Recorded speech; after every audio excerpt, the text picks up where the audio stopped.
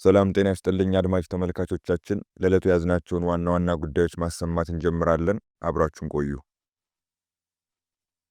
ከፌዴራል መንግስቱ ለትግራይ ክልል የሚላከው በጀት ለ2 ወራት ያህል አልተለቀቀም ሲሉ የትግራይ ፕላን ኮሚሽን ቢሮ ኃላፊ ወይዘሮ ሃንሳ ተክላይ ለቢቢሲ ትግርኛ ተናግረዋል። ይህ የተሰማው ባለፉት ወራት በፌዴራል መንግስትና ህጋዊ እውቅናው በተሰረዘበት በህወሓት መካከል ያለው ፖለቲካዊ ውጥረት ወደ ግጭት ሊያመራ ይችላል ተብሎ በሚሰጋበት ወቅት ነው። ወደ ክልሉ የሚገባው ነዳጅን በቂ ባለመሆኑ በአጠቃላዩ ህዝባዊ እንቅስቃሴ ላይ ችግር ተፈጥሯል ሲሉ ቢቢሲ ትግርኛ ያነጋገራቸው የክልሉ ባለስልጣናት ገልጸዋል።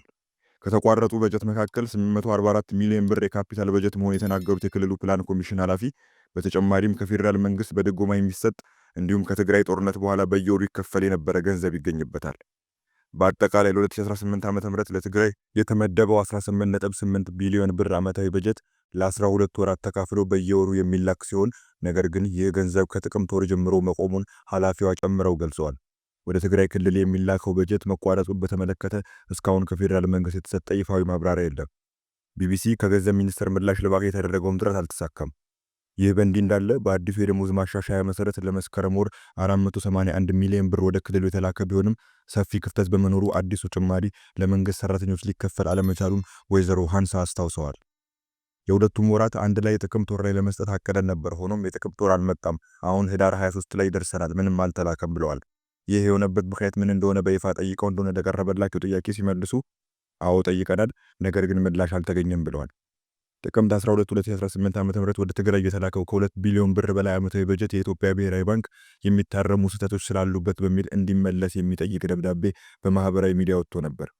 ቢቢሲ ደብዳቤው ትክክለኛ መሆኑንም አረጋግጧል። ነገር ግን ወይዘሮ ሃንሳ ደብዳቤውን በተመለከተ እነሱ ቢሮ ጋር የደረሰ ነገር አለመኖሩን እንዲሁም ለእርማት የተመለሰው በጀት ግልጽ እንዳልሆነላቸው ተናግረዋል።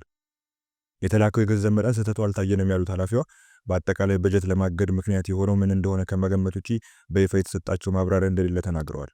የትግራይ ጊዜያዊ አስተዳደር ፕሬዝዳንት ሌተናል ጀነራል ታደሰ ወረደ በአክሱም የጽዮን ማርያም ዓመታዊ ክብረ በዓል ላይ ተገኝተው የክልሉ በጀት ከፌዴራል መንግስት እየተለቀቀ እንዳልሆነና ሌላ ዙር ግጭት እንዳይፈጠር ጥረት እየተደረገ መሆኑን ተናግረዋል። የክልሉ ፕሬዝዳንት በበጀት እጥረት ምክንያት የወር ደሞዝ ለሰራተኞች እንኳን መክፈል የማንችልበት ደረጃ ላይ ደርሰናል ብለዋል። የዓመታዊ በጀቱ መታገድ ያደረሰው ጉዳት አለ ወይ ብለው የተጠየቁት ወይዘሮ ሃንሳ እንደ ክልል ገቢ መሰብሰብ እንኳን አልቻለም። ገንዘብ መደብን ሰራተኞች ከፍለንና አሰማርተን ነው መሰብሰብ የምንችለው፣ ያንን ማድረግ አልቻለም ብለዋል። ከወረዳ ወረዳና ከከተማ ወደ ከተማ ልዩነቶች መኖራቸው የጠቀሱት ኃላፊዋ አንዳንድ ዋና ዋና ከተሞች እንደ ሽረ፣ መቀለና አዲግራት ያሉ ለጊዜው ከራሳቸው ገቢ ደሞዝ መክፈል ቢችሉም በዙሪያው ያሉ ወረዳዎችና የገጠር አካባቢዎች ደሞዝ መክፈል አቁመዋል በማለት ቅሬታ እያቀረቡ እንደሆነ ተናግረዋል። በዚህም ምክንያት አንዳንድ የመንግስት አገልግሎቶች እስከ መቆም ደርሰዋል በማለት ይህ ሁኔታ ወዴት ሊያመራ ይችላል የሚል ስጋት መፍጠሩን ተናግረዋል። የፌዴራል ምክር ቤት በሚያቀርበው ቀመር መሰረት ክልሎች ከፌዴራል መንግስት ቀጥተኛና ቀጥተኛ ያልሆነ ዓመታዊ በጀት ያገኛሉ። በተጨማሪም በአገሪቱ ውስጥ በሚከሰቱ ለውጦችና በመንግስት ውሳኔዎች መሰረት ፕሮጀክት የተኮረ እርዳታና ድጎማዎች ከፌዴራል መንግስት ለክልሎች ይሰጣል። በኢትዮጵያ በቅርቡ የተመሰረቱትን ክልሎች ጨምሮ በአጠቃላይ 12 ክልሎችና 2 የከተማ መስተዳድሮች አሉ። ዓመታዊ በጀት ድልድል የሚካሄደው ከህዝብ ብዛትና ከሌሎች መሰረታዊ ፍላጎቶች በመነሳት ነው። በመሆኑም በዚህ ዓመት ከፍተኛ የታክስ ገቢ ከሚሰበስቡ ክልሎች አንዷ የሆነችው ትግራይ 18.8 ቢሊዮን ብር የሚጠጋ ቋሚ በጀት መመደቡን የፌዴራል መንግስት አስታውቋል። ዘገባው የቢቢሲ ነው። ወደ ሌላኛው የቢቢሲ ዘገባ ስንሄድ ከአሜሪካ ጋር የጦር መሳሪያ ፉክክርን ያስከትላል የተባለው እጅግ የረቀቀው የቻይና የጦር መርከብን እናነሳለን። እንደ አውሮፓውያኑ በህዳር 2025 በይፋ ስራ የጀመረው የቻይና ሶስተኛው አውሮፕላን ተሸካሚ መርከብ ከዚህ ቀደም ከተመረጡት ሁለቱ እጅግ የላቀ መሆኑን ባለሙያዎች ይናገራሉ። ቤጂንግ በምዕራባዊ ፓሲፊክ የአሜሪካን የበላይነት ለመገዳደር ወደ ያዘችው ግብ በማቅረብ ረገድ ትልቅ ለውጥ እንደሚያመጣ እነዚህ ባለሙያዎች ጨምረው ገልጸዋል። 80 ሺህ ቶን የሚመዝነው ፉጂያን የተሰኘው መርከብ ለታይዋን ቅርብ በሆነው ግዛትም የተሰየመ ነው። እስከ 70 የሚደርሱ አውሮፕላኖችን፣ ተዋጊዎችን ጨምሮ ሄሊኮፕተሮችና ቅድመ ማስጠንቀቂያ የሚሰጡ አውሮፕላኖችን ይሸከማል። ከዚህ በተጨማሪ ከረዥም ርቀት አደጋዎችን መለየት፣ የአየር መከላከያዎችን በማስተባበር ኢላማውን የጠበቀ ጥቃቶችን መፈጸም ይችላል። ለቻይና የባህር ኃይሏን ሙሉ ለሙሉ ወደ አዲስ ደረጃ ከፍ የሚያደርግና የቅልጥፍና ደረጃውን የሚጨምር ቢሆንም ይህ ግን ለሌላው ዓለም የደረሰችበትንና ያላትን አቅም የምታሳይበት ብቻ ነው ተብሏል።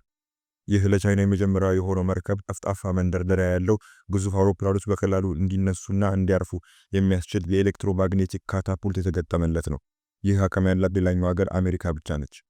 የታይዋን ብሔራዊ መከላከያና ደህንነት ምርምር ኢንስቲትዩት ባልደረባ የሆኑት ዶክተር ዊሊያም ሲቹንግ ይህ የቻይናን አውሮፕላን ተሸካሚ መርከብ ብዛት ወደ አዲስ ደረጃ ከፍ ያደርገዋል ሲሉ ለቢቢሲ ተናግረዋል። በእርግጥ የመርከቧ ንድፍና የኤሌክትሮማግኔቲክ ካታፑልት የአውሮፕላኖች መነሳትና የማረፊያ ቅልጥፍናን በእጅጉ ያሻሽላሉ። ስኪ ጃምፕ የተሰኘ መንደርደሪያ ያላቸው አውሮፕላን ተሸካሚ መርከቦች ጠፍጣፋ የበረራ ወለል ካላቸው ይልቅ አብራሪዎችን በክብደት የተነሳ ለማረፍና ለመነሳት ፈተና ይገጥማቸዋል። ይህም አቅማቸውን ይገድባል። የመንግስት ሚዲያዎች ፉጂያንን በቻይና የባህር ኃይል ውስጥ ትልቅ ምዕራፍ ሲሉ አወድሰዋል። ቻይና አሁን ከአሜሪካ ጋር እኩል የሆነ የጦር ኃይል ዲፕሎማሲ ልታካሄድ ትችላለች ሲሉ ዶክተር ቹንግ ለቢቢሲ ኒውስ ቻይኒዝ ተናግረዋል። ኒውዮርክ ታይምስ በበኩሉ ከመከላከያ ዘመናዊነት ወደ አጥቂ ኃይል እየተሸጋገርን ነው ሲሉ ተዘግቧል።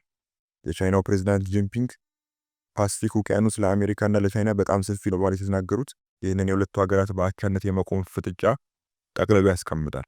ቻይና በዢ አመራር ስር የባህር ኃይሏን በከፍተኛ ፍጥነት እያስፋፋች ትገኛለች። በዚህም የተነሳ አሁን ከማንም በላይ ብዙ መርከቦች አሏት። ይህም በአሜሪካና በተባባሪዎቿ ላይ ጫና ፈጥሯል። ፉጂያን የኤሌክትሮማግኔቲክ ካታፑልቶችን እንዲጠቀም ፕሬዝዳንቱ ራሳቸው ወስነዋል ሲል የመንግስት መገናኛ ብዙሃን ዘግበዋል። በደቡባዊ ደሴት ሃይናን ግዛት በመገኘት የጦር ጀት ተሸካሚ መርከቦችን በመጎብኘት ካፒቴኖችን፣ አብራሪዎቻቸውን እንደ ሀገሪቱ ጀግኖች አመስግነዋል። የሀገሪቱ ፕሬዝዳንት ሺ ጂንፒንግ የመከላከያ ሰራዊት የደንብ ልብስ ለብሰው የተደረደሩት የበረራ ባልደረቦችን ሰላምታ በመስጠት የፓርቲውን ትዕዛዝ አክብሩ፣ ለማሸነፍ ተዋጉና ጥሩ ስነ ምግባርን ይኑራችሁ በማለትም ንግግር አድርገዋል። የአውስትራሊያ የስትራቴጂክ ፖሊሲ ኢንስቲትዩት ፉጂያንን ተዋጊዎችንና የውሃ ውስጥ የጦር መሳሪያዎችን በውጊያ ወቅት ማጓጓዝ የሚችል ፈጣን መከላከያ በማለት ጠርቶታል። ዶክተር ቹንግ ለቢቢሲ ኒውስ ቻይኒዝ እንደተናገሩት በሰላም ጊዜ ፉጂያን ከአሜሪካ የጦር አውሮፕላን ተሸካሚ ጋር ተመሳሳይነት ያለው መከላከያን ያመቻቻል። ለረጅም ጊዜ ወደ መካከለኛው ምስራቅ፣ አፍሪካ ወይም አውሮፓ ሊሰማራ የሚችል ዓለም አቀፍ ተደራሽነት እንዲኖር ያስችላል ብለዋል። ቤጂንግ ራሷን በራሷ የምታስተዳድረውን ታይዋንን የግዛቷ አካል አድርጋ ስትመለከት የቆየች ሲሆን አንድ ቀን በኃይል ቢሆን እንደገና ልትቀላቀል እንደምትችል በተደጋጋሚ ገልጻለች። መቀመጫውን በዋሽንግተን ያደረገው የሃሪሰን ኢንስቲትዩት የጥናት ቡድን አባል የሆኑት ዶክተር ሳቶሩ ናጋኦ ፉጂያን በፓሲፊክ ውቅያኖስ የታይዋን ምስራቃዊ መከላከያ ምሽግ ላይ ስጋት የመፍጠር አቅም እንዳለው ጠቁመዋል። ምንም እንኳን በኦኪናዋ፣ ጃፓን፣ ደቡብ ኮሪያ፣ ጉዋም እና ፊሊፒንስ የሚገኙ የአሜሪካ የባህር ኃይል በቀላሉ ጥቃት ሊያደርሱ ቢችሉም ፉጂያንን እዚያ ማሰማራት በእነዚህ መከላከያዎች ላይ የሚሰነዘር ጥቃትን ይደግፋል ሲሉ ለቢቢሲ ኒውስ ቻይኒዝ ተናግረዋል። 11 የአሜሪካ የጦር ጀት ተሸካሚ መርከቦች እያንዳንዳቸው 100,000 ቶን ግዙፍ የሚመዝኑና የኒኩሌር ጦር መሳሪያ የታጠቁ ናቸው። ዶክተር ቹንግ ፉጂያን የናፍጣ ሞተሮች ያላት መሆኑና ቻይና በአቅራቢያው ትላልቅ የባህር ወደቦች የሌላት በመሆኑ በድጋፍ ሰጪ መርከቦች በተደጋጋሚ አቅርቦት እንደሚያስፈልጋትና ይህም የውጊያ አቅሟን በእጅጉ እንደሚገድበው ጠቁሟል። በጥቅምት 2025 በታተመው የፉጂያን ግምገማ ላይ የጃፓን ብሔራዊ መከላከያ ጥናት ተቋም ባልደረባ አይታ ሞርኪ ብዙ የቴክኖሎጂና የሰራተኞች ፈተናዎች አሁንም አሉ ሲል ጽፏል። በሌላ አነጋገር የፉጂያንና የሌሎች የቻይና አውሮፕላን ተሸካሚዎች አጠቃላይ የውጊያ አቅምና ልምድ አሁንም በተጨባጭ ጦርነቱ ተሳትፎ ከሚያውቀው የአሜሪካ ጦር ሰራዊት የተለየ ነው ሲሉ ዶክተር ቹንግ ለቢቢሲ ኒውስ ቻይኒዝ ተናግረዋል።